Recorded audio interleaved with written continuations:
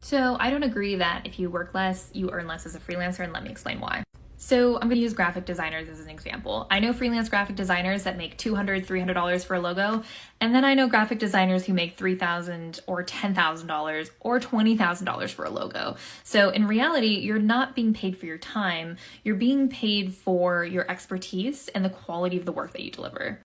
As a freelance writer, I do both hourly and fixed rate work. I do hourly whenever it's kind of mushy if the job description isn't clear, and then I do fixed rate work and packages based on the kind of deliverables that I know that people need that I often do. And so with my packages, those are not tied to how many hours I'm going to spend doing something. They're kind of tied to my expectations of how much time and effort goes into it, as well as my value and what I bring as a writer. And so you can work less hours per week like I do and still pull in really, really big months.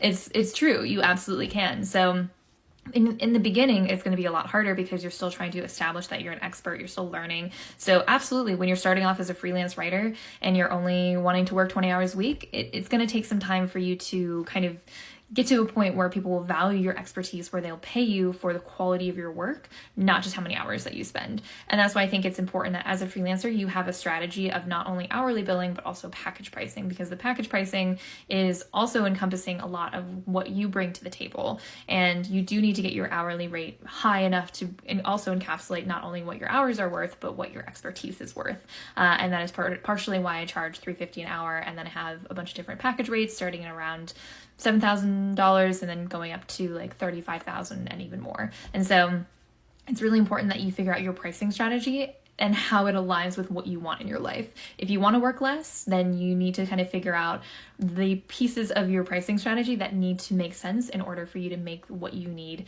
to hit your income goals. So it's all about strategy, and it's not just work less, earn less. That's not true at all.